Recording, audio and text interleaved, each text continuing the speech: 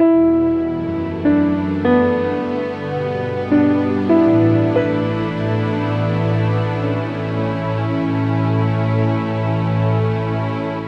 Father Mike, you've celebrated 25 years as a priest recently, June 26th? Yes, that's right. Congratulations. Thank you very much. It was a great celebration. Yes, it was. It was a beautiful liturgy and beautiful celebration. So you've been a pastor here at St. Mary's since 2010, and you are a blessing to so many in this diocese, and we're so grateful you're here. And we're grateful you could spend a little time to tell us about your 25 years of ministry here. Thank you. I appreciate the opportunity. So I thought we'd just start at the beginning. And can you tell us a little bit about your childhood, where you grew up? God has been really good to me. I just need to keep saying that. God has been really good to me. I grew up about an hour northwest of Philadelphia in what was at that time a rather rural section of the state. It's a little less rural now. My mom and dad were high school sweethearts at a little high school out that way, Springford High School, class of '59. Mom had been born and raised Catholic. My dad was born and raised Lutheran, a farming family. And they met and fell in love in high school and got married in 1962. And 9 months and 3 weeks later, I was born. and then 2 years later, my younger brother, Carl, was born. So that was the family that I grew up in. And Dad worked hard, eventually working for Firestone, making plastics. And my mother had been studying to be a teacher, but when my brother and I were born, she took time off from school, and so it was a very wonderful rural upbringing. For the first 8 years, we grew up on my father's farm, the farm that my father had grown up on, and then we moved even further out into the country. So it was kind of just an amazingly relaxed way of growing up out in the middle of nowhere, riding our bikes in the summertime, and we were always active in church. Mom was very active in the local parish, St. Aloysius in Pottstown, Pennsylvania. My brother and I went to public schools, but we seemed like we were always at church doing something with my mom. And Dad, who had been raised Lutheran, he was either at work or at home doing, mowing the lawn or things that dads do like that. So, it was in many ways a blessed and very, it was a privilege to grow up in a neighborhood with lots of families, with kids our age.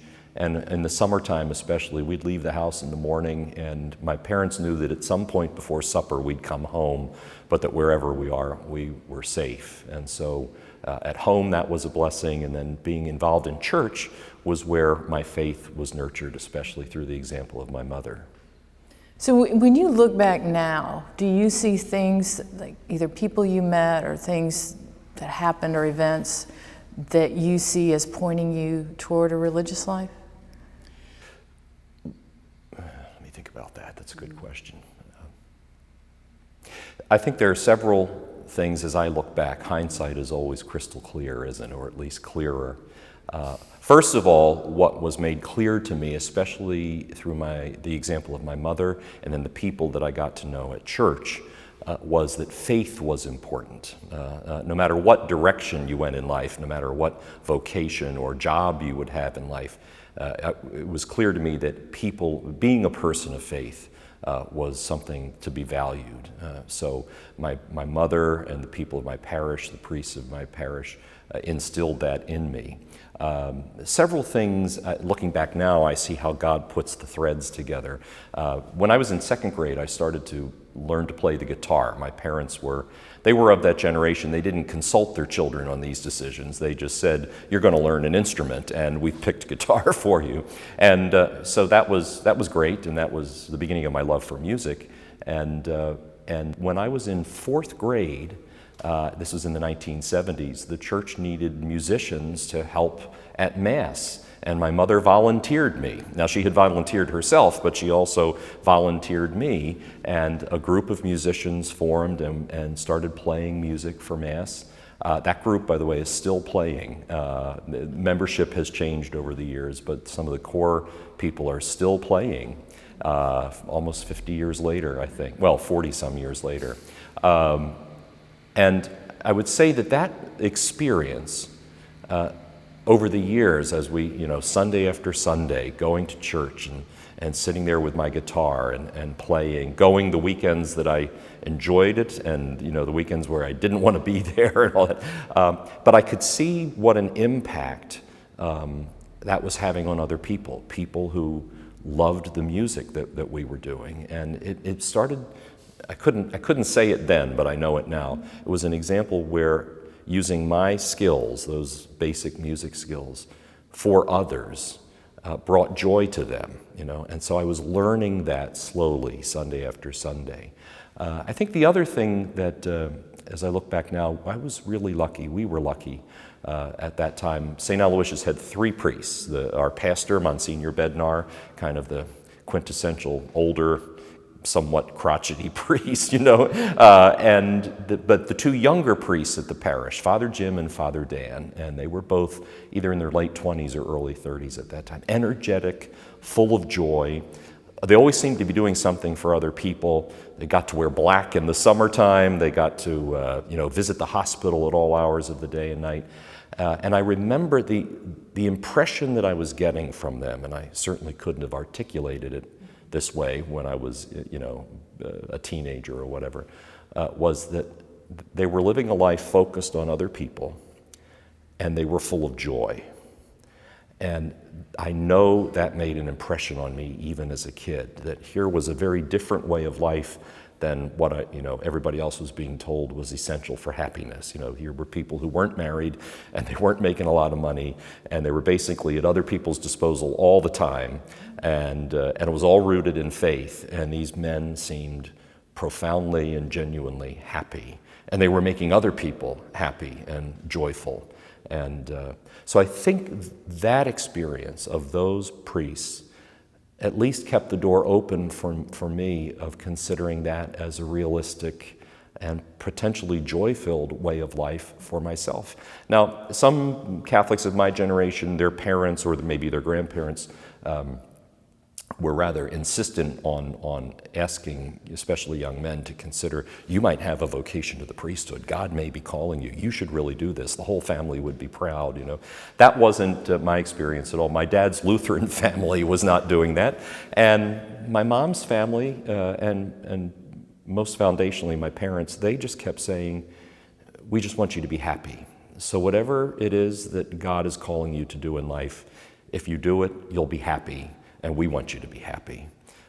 So they were open to whatever the Holy Spirit might do in terms of leading me toward my future.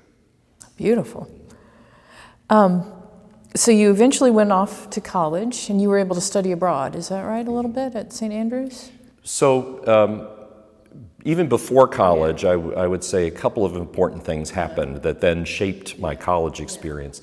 It's customary for families to say to their children or grandchildren, what do you want to be when you grow up? Well, when I was in 10th or 11th grade, if somebody asked me that question, I had about 5 answers. I wanted to be a dentist, I wanted to be a lawyer, I wanted to be Elvis, I wanted to be a teacher, and priesthood was the kind of thing that even in high school, again, going back to that example of those priests at my parish, every once in a while, that idea would sort of pop into my mind, certainly uninvited, but it was there. And I would say, oh yeah, and that's fine. But if I become a dentist, I can afford a Mercedes, and if I become a lawyer, I'll get to be like the attorneys on television, or as a musician, perhaps, think of the fun that could be. So when I was in high school, I didn't know what I wanted to be, because I wanted to be 5 different things. And even when it came time to decide about college, I was still very confused, and just lots of opportunities before me. So there was a small college near where I grew up. It's called Ursinus College. It was founded by what is now the United Church of Christ, maybe about 3,000 students, all undergrad. I went to a very small high school. This was a rather small college that really had a sense of community about it, and it was close to home. And so I thought, well, I'll go there and I'll study philosophy and music, because I wanted to keep options open. With philosophy degree, you could go on to law school. The music would keep things open in terms of that. My mother at one point said, philosophy and music, great, you'll be unemployable in 2 different fields, right? But for me, it was a great choice because I didn't know what I wanted to do yet. And I thought, well, maybe that clarity will come during college. And I had a wonderful experience in college of being involved in a lot of things on campus. Music was certainly one of the key things. Also, the campus ministry activities that were available, lots of other social events. I was dating and partying and all the things you do in college. At the end of my sophomore year, an English professor whom I had had for a writing class encouraged me to apply for a scholarship to go to Scotland for a year. And I read the sheet of paper that had the information about the scholarship, and it said, we're looking for people with Scottish background. Well, I don't have any, and preferably people whose family came over from Scotland, and who are looking forward to a career in either science or business. Well, none of those applied to me, and I said that to this professor. He said, yes, but you can talk well and you'll do well in the interview. So I applied for this scholarship from the St. Andrew's Society of Philadelphia, and I got the scholarship. So I went to Scotland, to the University of St. Andrews, right near the original golf course, the home of golf. Spent a fantastic year in Scotland, and it was a great experience. And I studied there philosophy courses and theology courses. They have a theology program at that university that went back 600 years. There had been a university at St. Andrews for centuries. And it was just an amazing experience of studying faith in a very ecumenical context, obviously, in an international context. And it was interesting being an American, where there weren't that many. People thought I was not from America because at that time, all of the television shows, they were like Dallas, and I didn't have a Southern accent, so people thought maybe I was from Ireland or Canada or something. But I did a lot of growing up, when you are 19 or 20 years old and spend that time in a foreign country before the internet, before Facebook, before email. I got to call home once every 3 weeks, and I did a lot of writing to my friends and family back home. It was a great experience, and I'm grateful for that. So did you join the Norbertines or become a novice shortly after graduating from college? I graduated from college in 1985, and my parents made it very clear when I got back from Scotland. My parents made it very clear, you are on the 4-year plan. We're going to help you with tuition for 4 years, and after that, we're done. My brother had started at Georgia Tech by that time, so I knew I needed to get some clarity about what I was going to do after I graduated. And by that time, ideas about dentistry and law school had faded. Okay. So in senior year of college, the choices, the discernment, if you will, the thinking and praying was primarily around either some form of music career and this darn priesthood thing that kept coming up, and when you're in your early 20s, an idea that involves celibacy is not usually top on your list, but it wouldn't go away.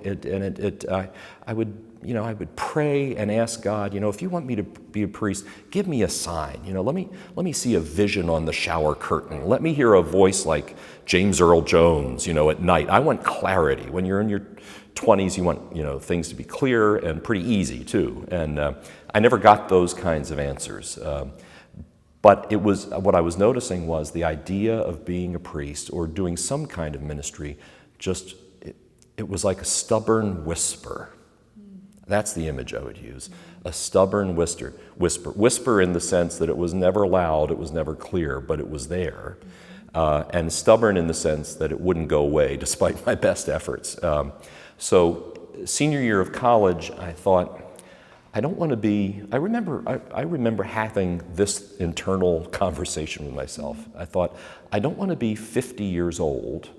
And when I was 20, I thought that was really old, I don't want to be 50 years old sitting in church somewhere thinking that should have been me up there preaching. I didn't want that to happen.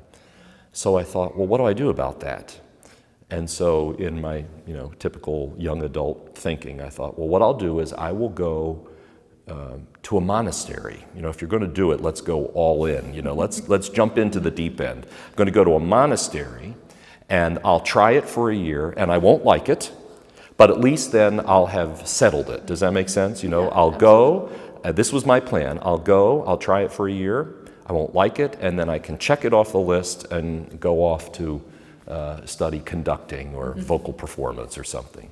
And that really was my plan at the age of 20 or 21, 1985. So near where I grew up, about a half hour away, was a monastery of men called the Norbertine Order, founded by St. Norbert in the 12th century, hence the name Norbertine. Not very well known in this country. Lots of folks know about the Franciscans or the Jesuits or the Benedictines. The Norbertines are a smaller order. Here in the United States, they focus on education, preaching, and they run schools and chaplaincies.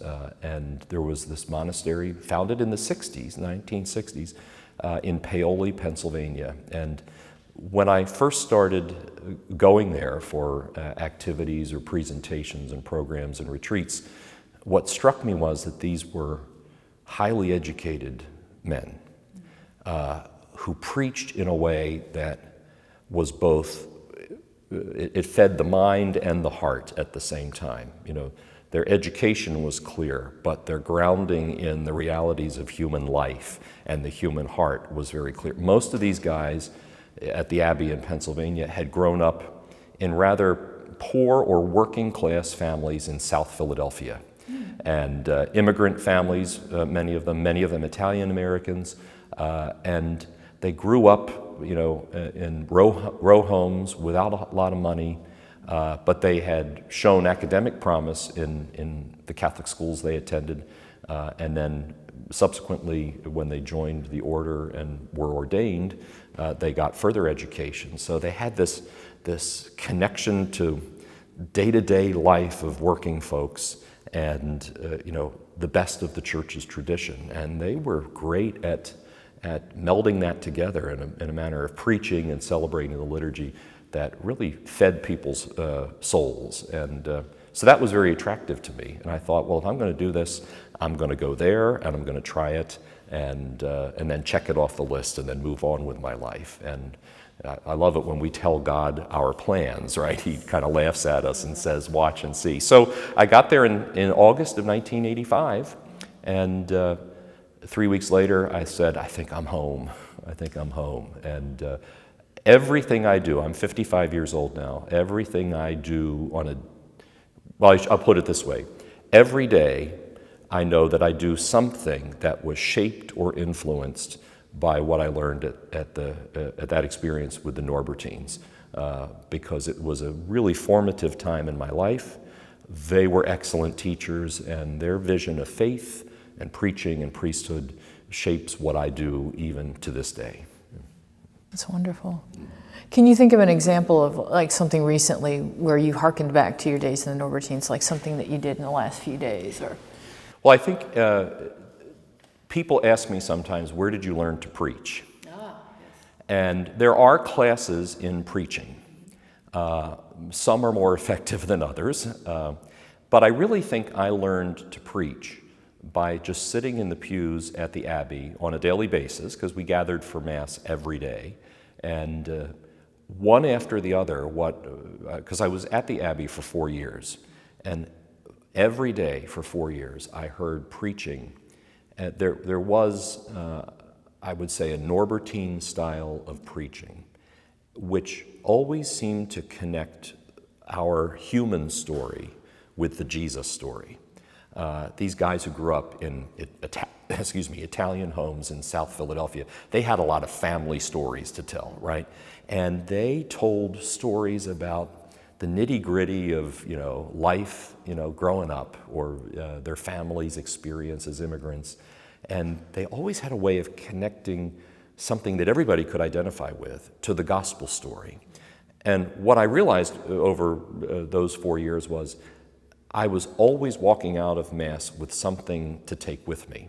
The connection of narrative and story to the Jesus narrative and the Jesus story that allowed me to keep praying and pondering the gospel message, long after Mass was over. That had not been my experience always in the other kind of preaching that I heard growing up. And so I think that if people say, oh, there's a Father Mike style of preaching, it's really the Norbertine style of preaching. And it's almost now, after 25 years of priesthood, it's innate in me. I don't think every week, all right, what story can I tell? Because that's how you start the homily. It's just become part of me because every day at the monastery, that's what I was hearing, and it was making an impact on me. It's not the only way to preach, but it touched me, and it sort of became kind of second nature to me. So this past weekend I preached, and daily Mass I preach, and at a wedding over the weekend I preached, and they always seemed to follow that kind of model that I saw modeled for me at the monastery. And did you also learn how to prepare a homily there? Because I think, one of the things that we appreciate most about you is your ability to preach and deliver a wonderful homily. What else do you do to prepare these homilies? I would say that the other piece to if I would call it the Norbertine style of preaching that I stole or made my own, let's put it that way. I think the other thing that shaped that was, you may remember earlier I mentioned that they run schools, the monastery runs schools. Almost all of the priests who were Norbertines at some point were teaching at an all-boys Catholic high school in South Philadelphia, classrooms of 40 or 45 boys, 9th grade religion. So you either, when you're confronted with 45 Italian kids who look like Sylvester Stallone, you either grab their attention and keep it, or you have a riot on your hands, right? And I think that experience of having to teach the faith to rooms full of high school boys made Norbertine preaching and teaching almost by necessity. You have to grab attention and figure out, how do I hold it, And you learn the hard way. You'd walk into class with a lesson plan and say, all right, this is what I'm going to do. And then in the midst of it, you realize that didn't work, And over time, teaching in a school on a daily basis, which is an opportunity I had for a full year teaching 9th grade religion to 45 boys in a classroom, you begin to learn what works and what doesn't. And if you can keep, I'm convinced, if you can keep the attention of 45 9th graders when you're talking about the gospel, then that skill carries over into preaching. So on one level, what I learned about preparing a homily was that necessity. Remember, the teacher that got me interested in going to Scotland, he was an expository writing teacher. And I remember the second day of class, he said to us, when writing, you have 2 sentences. And I didn't know what he meant. He said, you have 2 sentences. In the first 2 sentences, you will either grab people's attention or you will lose their interest, in 2 sentences. And so when I am preparing a homily, my focus often, when it gets to the point of actually crafting it, is I remember what Mr. Lloyd Jones, my English professor, said. You've got about 2 sentences. You've got less than a minute to either grab the attention of the 800 people in front of you, or you're going to lose them. And then that Norbertine sense of, how can I ground this in something that kids who are 5 years old and people who are 85 years old, is there a life narrative that might make everybody perk up and listen? And then the third piece of homily preparation, which was your question, is there's academic intellectual work that has to happen. So on Monday of each week, I'm reading the scripture readings for next week, for the coming weekend. And these are skills that I learned both at the Abbey and at seminary. I'm looking at the commentaries, the scripture commentaries, the scripture studies, the cross-cultural studies. What was daily life like in ancient Galilee? What is this word in Greek? Does it mean what the translation says, or are there other nuances that might open it up in a different way for people? Are there connections to the Old Testament? So that's book work, if you will, or internet work, depending. And so there's a bit of brain work that has to happen, and then ultimately all of that gets wrapped up in prayer. What's God want to say through me to these people in this time in our culture's history? Well, praise God that you had all that training. Yes. And that you became a priest here in the Diocese of Richmond. Can you tell us how that came about? Sure. So when I went to the monastery in 1985, within weeks I thought this was going to be home, and this is where I was going to spend the rest of my life, and I was going to be near where my parents and extended family were, and it's Pennsylvania, so I loved, that's the state I grew up in, and we had all the foods that I loved, soft pretzels and scrapple and all those things that people laugh at. But about the beginning of the 4th year of my time in the monastery with the Norbertines, I started to get another stubborn whisper, and which was that I was beginning in my prayer to get a sense that my skill set, that the gifts that God had given me, would best be used for God's people in parish ministry, not at the monastery. And this is one of those cases where I didn't want to hear that because I was happy where I was. Some people make new choices in life or change career paths or make radically, life-altering decisions because they reach a point of unhappiness and they have to, and they say, I've got to make a new choice. I've got to go a different direction.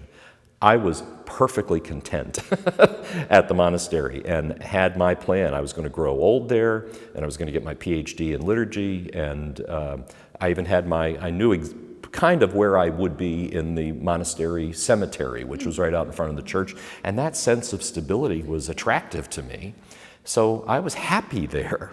And so when you're happy, and then God says, I'd like you to think about something new, at least in my life, there's a lot of resistance to that, and because the unknown is far less attractive than what I knew and what was good.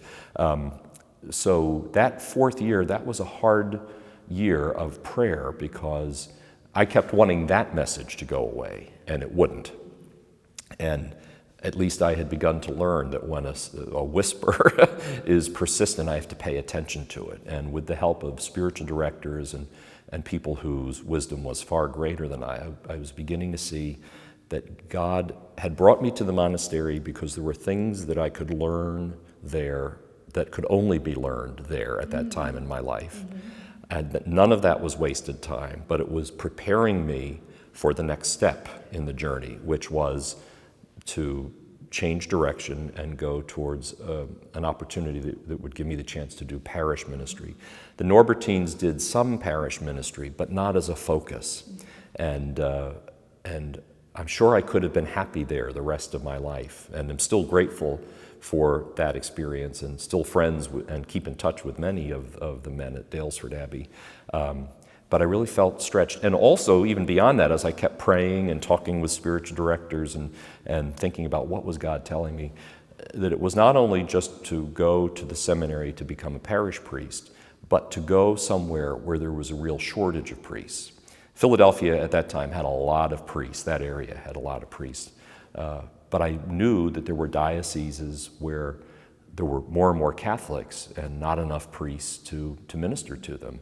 And as I looked at that, the Diocese of Richmond kept coming up as an area of real growth in the church. Under Bishop Sullivan, who was our bishop for 30 years, 30 new parishes opened in the 30 years that he was bishop.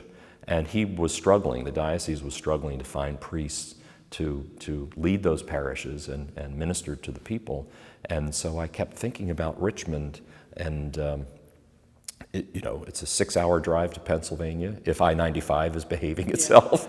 And so I could still get home for Christmas and the day after Easter at least, but I really felt that sense of a call to an area that felt a little more like mission territory, at least where there was a shortage of clergy.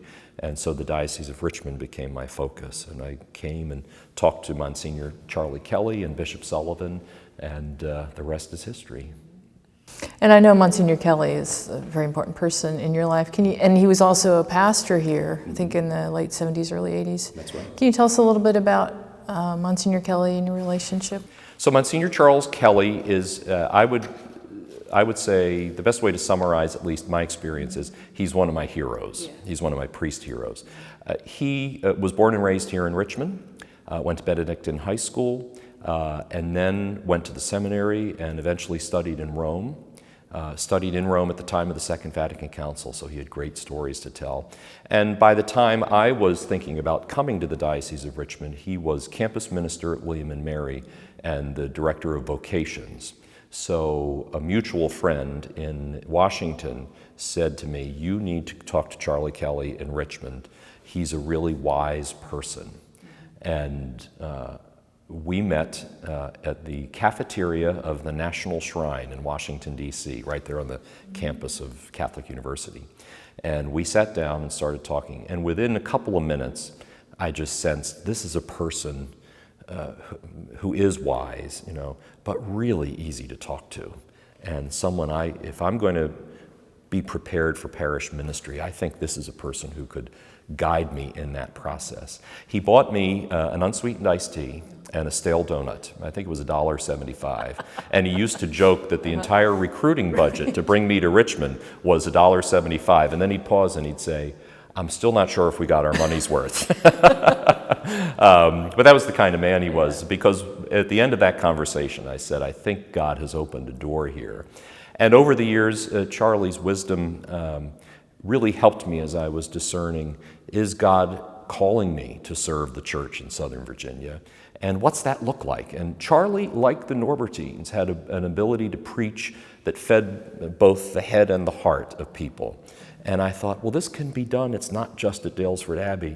This kind of preaching and pastoral leadership can happen in lots of places. And Charlie had the amazing ability to, when people needed him, he was there. And I don't know how he always did that because he was very busy, but there was always this sense that he was there at the right time. And I saw him as a pastor doing that, and as a vocation director doing that. And then after I was ordained, I had the privilege of succeeding him in vocation work. And he was a gentle mentor in that, who never came to me and said, I think you should think about this. But whenever I asked a question, he would just gently open up the possibilities in a way that was profound.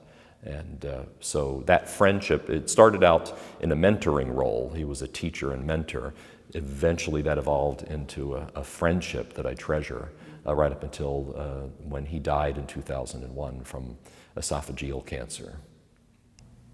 So your early days as a priest, you were a brand new priest, and you were in Tidewater at the beginning, or?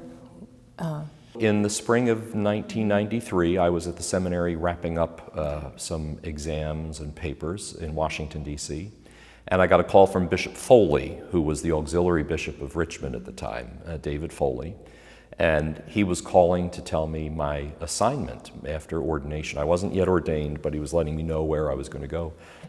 And it was Our Lady of Mount Carmel in Newport News. Okay. I didn't know where Newport News was. I didn't know if that was 2 words or 1 word. I had never heard a town called Newport News. That's an odd town. But anyway, an odd name, at least when you're growing up in Pennsylvania. And so I was assigned there to Our Lady of Mount Carmel, and it was a great first assignment. I think I've mentioned several times, God has been really good to me. The pastor at the time was Monsignor Mike McCarran, and he was a great first pastor. There's a saying in priesthood that you become your first pastor. And I think what that means, or what was meant by it, was that those first years of priesthood, the doing of it on a daily basis, are so formative. And often your first pastor is the guy, you do something and then you say to your pastor, how would you do it differently? And you kind of learn from him, kind of on-the-job training, and you pick up traits of how he pastors or preaches or deals with people. And so if that is true, I'm really blessed to have had Mike McCarran as my first pastor. Man, passionately in love with Jesus and tirelessly serving God's people, boldly and courageously at times. And we actually had 3 places that we were in charge of in terms of pastoral care. So it was Our Lady of Mount Carmel, which had grown immensely under Mike McCarran's pastoral leadership, well over 2,000 families by the time I got there. St. Vincent Parish, which is in downtown Newport News. It's the oldest church. It's right near the shipyard, which most folks had moved out of downtown Newport News, and so the community there was small. It was racially diverse. They had a very focused outreach to the poor and the homeless in downtown Newport News at the time. And then we had a monastery of Poor Clare nuns, cloistered nuns, who were right near Our Lady of Mount Carmel. And so he'd go to Mount Carmel and preside at Mass, and it was a very good musician, a great music program, lots of families, kind of had a suburban feel to it, if you will. And then you would go downtown to St. Vincent's, which had a gospel choir and people wandering in, because the door was open and asking for money in the middle of Mass. And then the Poor Clare nuns, very cloistered, who had Mass every morning at 7 a.m. and who sang a lot of Latin. And so as a priest, it was a great experience of the diversity. You're celebrating Mass in all 3 places, but it felt differently in every celebration. It was different communities, different styles, and that was a great first experience. And I got to stay there for 4 years, so I soaked all of that in and created friendships that endure to this day. And what was the most surprising thing to you about being a new priest? What was unexpected? What was unexpected about being a new priest was, I was 30 years old, and I had been a priest for 3 weeks. And people, the minute that you put this on, people assume that they can talk to you about anything. And they do. There's an instant intimacy created by the collar which is, it's an amazing responsibility, because I can walk into a hospital room or an encounter with people, and they will start telling me things that maybe they've told no one else. And when I was 30 years old, fresh out of seminary, really with very little experience in dealing with that level of what was going on in people's lives, and they were just bringing it to me. And because I was a priest, they assumed that I was going to be able to hold that carefully and bring some word from the gospel to it. And it reminded me, because I'd be sitting there, somebody would be sharing with me, and my internal dialogue was, what am I doing here? How, they didn't teach me this in seminary, what do I say? And very quickly I learned that's not the point, because that's all focused on me. The question is, Lord, what do you want to say to this person? How do you want to guide this conversation? This is about you working here, not Mike Renninger. So very quickly I learned basically how unqualified I was for the job if the focus is on me and my skills, But if I keep saying to God, what do you want to have happen here? Then the doors open more. And that just surprised me, because within days of arriving at the parish, I'm dealing with a family whose teenage child has been killed in a car accident on Interstate 64, and at the same time, a couple coming because they're troubled in their marriage. And I'm feeling very much out of my league, but trusting that God had brought me there for this very purpose. So focusing less on myself and more on what God wanted to accomplish in all of that. Does the feeling out of your league ever go away? No, it should get worse. I'm 55 now. I often say in preaching and teaching, that when you're 20, you think you know everything. And then when you're 30, you realize maybe your parents were smarter than you thought they were. And when I left seminary with two graduate degrees in theology, I thought I was, well equipped. And then now that I'm 55, I realize how little I really know. And that's healthy, because that if you let it, it can lead to a bit more humility that keeps leading me back to the wisdom that I've been taught by people smarter than me, which is the priesthood is not about me. It's about what the Lord wants to accomplish through me and through each other. And so that what I've learned over the years is to trust that God's at work there. And so even when I'm feeling out of my league, or, oh my gosh, what am I doing here? What am I supposed to say here? After 25 years, I'm learning, I just go back to the Lord and say, what do you want to have happen here? And hope that the Spirit will guide that. And you spent part of your career here, your ministry here at the diocese, helping others discern their vocation to the priesthood. That was 13 years doing that? Yes. While you were also serving as pastor or as a priest at some other parishes. Can you tell us a little bit about that work? Because certainly there's been some great priests that you've helped discern that we now have serving the Diocese of Richmond. Sure. Well, I remember God in my life is a God of surprises. So I remember attending right here at St. Mary's Church in the 1990s. It was a priest council meeting, priests from all over the diocese there with the bishop to advise him. And at lunch, Monsignor Kelly took me to the back steps, which are not here anymore because of construction that's happened.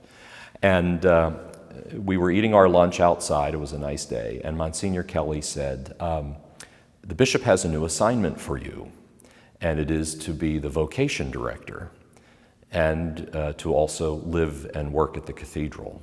And I became like Ralph Cramden in The Honeymooners. Remember Jackie Gleason? When Alice would surprise him, he would just go, hama, hama, hama, hama, hama, hama. And I was only ordained 4 years, and Charlie Kelly to me was a wisdom figure, and now I'm being asked to do his job in a sense. And that, I talk about feeling inadequate, but I prayed about that, and I really believe that when the bishop asks me to do something, that God's at work in that. And so what was attractive to me was I was still going to be rooted in parish life. I wasn't just going to be in an office at the diocesan center, but I was going to be involved day to day at the cathedral as a parish priest, because that to me is crucial, being rooted in the life of a community like that. And then I thought about the men who had over the years helped me figure out what God was up to in my life. And I was so grateful for their mentoring. And I thought, well, maybe God is saying it's my chance now to start giving back in a similar way. And that was a great experience. It was a challenge at times, because Bishop Sullivan used to jokingly say, well, just because you have one full-time job doesn't mean you can't do another full-time job. So at times I was the vocation director for the entire diocese and pastor of St. Bridget, or rector of the cathedral. So, being the pastor of large parishes, plus trying to travel around to campuses and schools to talk to younger people about vocations and the Lord's call. That was a challenge in terms of balancing all of that. But being able to sit with a young person, whether they were male or female, it was such a privilege, because I was talking to young people who were asking, what does God want me to do with my life? And what a privilege to be part of that conversation. So many people make life choices without ever even asking that question, what does God want in my life? So it was such a privilege to sit and try to discern that together and see, is the Lord calling this person to priesthood, or this young woman to the convent, or this person to be a youth minister. The agenda was not to recruit a number of people every year, because I go back to my experience as a kid. My parents kept telling me, we just want you to be happy, And what I learned from my church was, if you do what God calls you to do, you're going to be happy. So I always saw my job dealing with the young men and women of the diocese, just trying our best to figure out what's God calling this person to, because that's where joy is going to be found. So it was a real privilege to do that for 13 years. Yeah. And talking about time and not having a lot of it when you have at least 2 full-time jobs, do you ever feel like you don't get enough time for prayer or just enough time to sort of deepen your relationship with God? And if so, how do you get back on track? Well, the answer is yes. There are times where I feel like I don't have time for my relationship with the Lord, and I'm glad that happens. And here's why. Because I think everybody is busy these days. I think parents are insanely busy. I think everybody's just busy. We have a busy culture in which we live. I think a phrase that could apply to our culture, we think that busyness is next to godliness. That's the lie we tell ourselves, and so we just keep staying busy.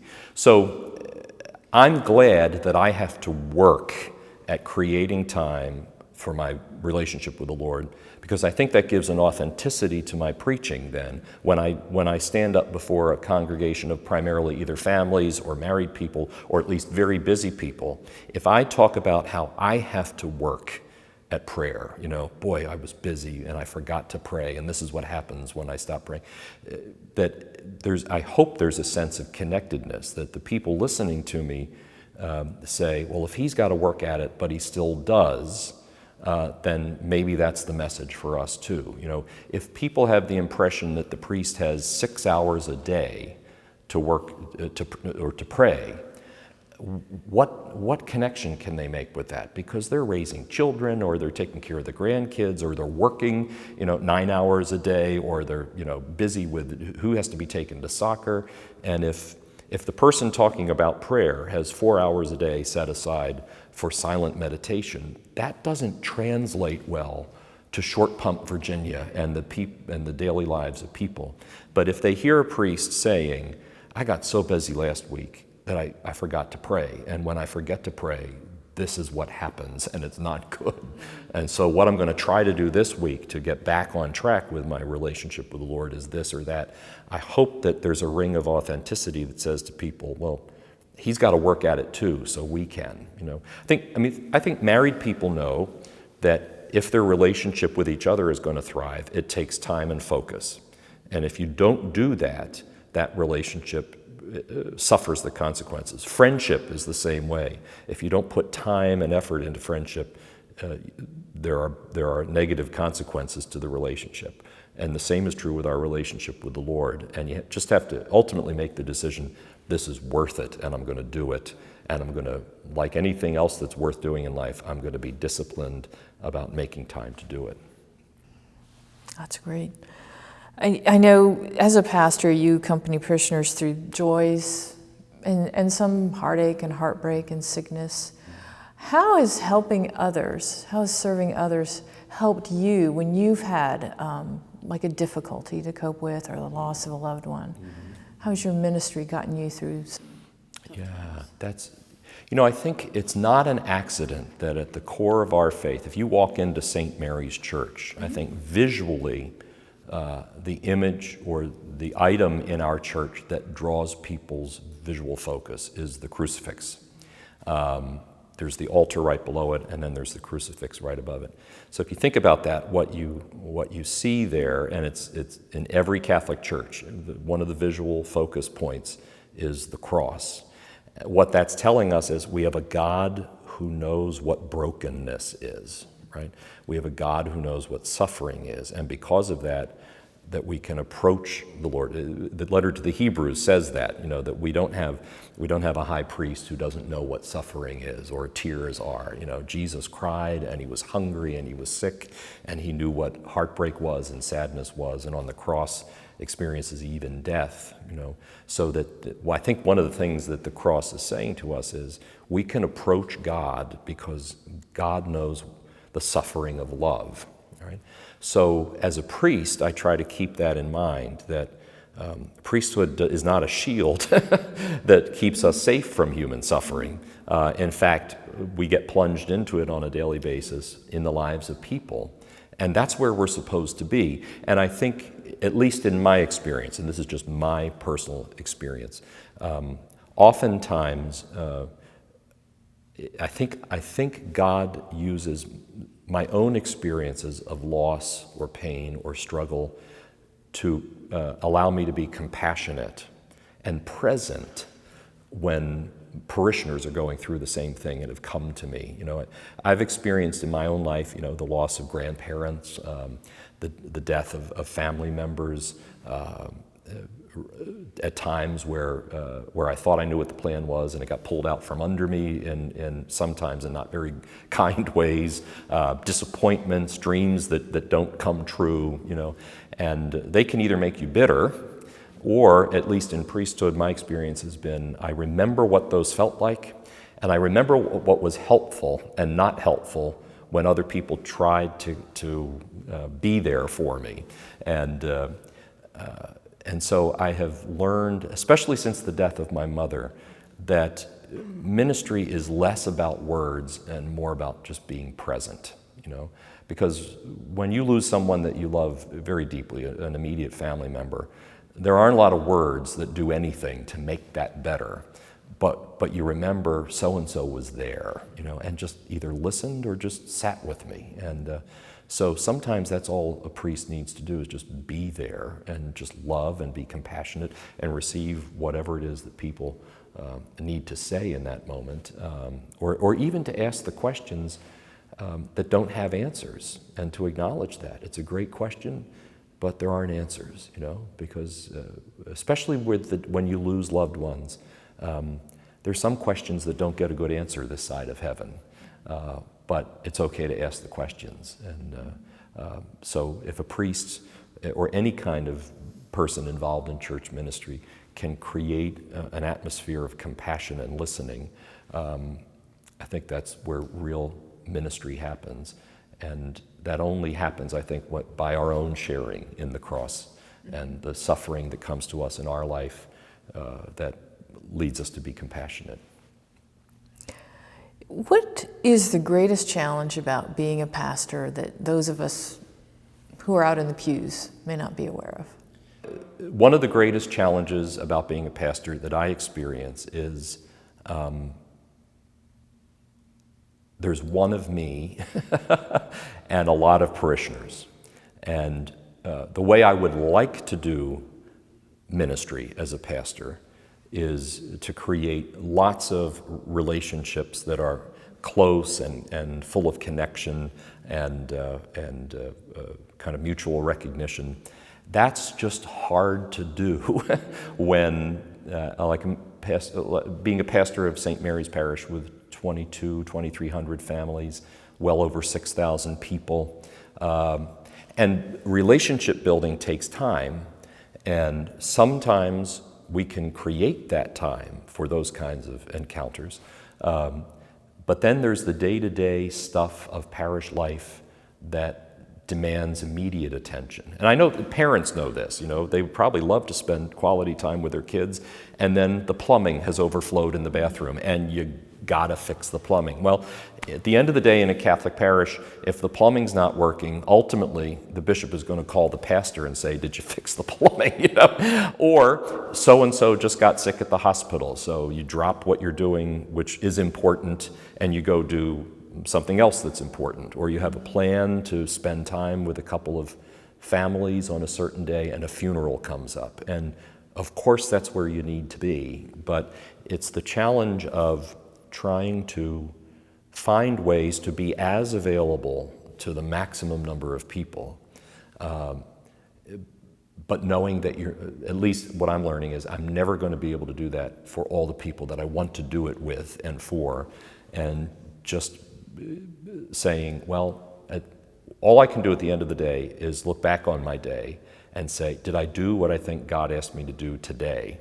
And letting it be less about my expectations about what ministry could look like, and just, well, was I faithful to what God put in front of me today? and then we'll do it again tomorrow. What about being a priest brings you the most joy?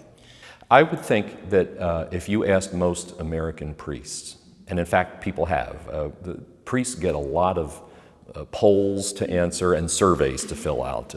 Andrew Greeley used to say we are the most surveyed group of people, surveyed and studied group of people in the country. I don't know if that's true, but he said it.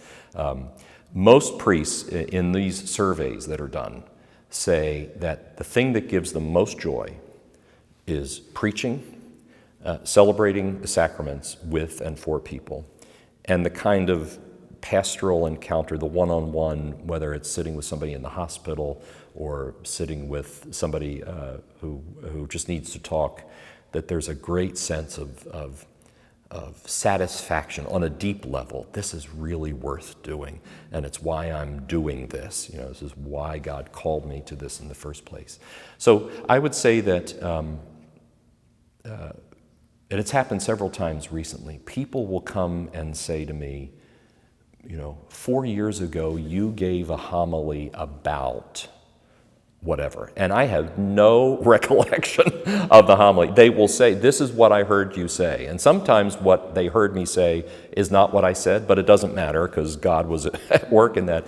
And they will say, that changed my life. You know, what I heard in that sermon did this. What you said answered a question that I had been wrestling with. What you said in this presentation helped my spouse and I work through a problem that had been daunting to us. And that usually happens, in my experience, with me being completely unaware of that. I'll often walk out of Mass and say, boy, that was a terrible homily. That we're not going to publish that one, you know. And someone will walk up and say, that's just what I needed to hear. And I go, yeah, I can't believe that. But I've learned to believe it because it just reminds me that God is working in all of this in a way that's mysterious to me. And to have another human being say, something you said or did changed my life for the better. I mean, what more can you ask for in life, you know? And it's like Father Jim and Father Dan at my first parish, you know, just doing what God wanted those two priests to do, and they were making a positive impact on other people. And if anybody can look back on their life and say, I made a positive difference in other people's lives, I think that's a life well lived. Well, amen. And thank you for the joy that you bring us. We appreciate it. Thank you. Great to have a chance to talk with you today.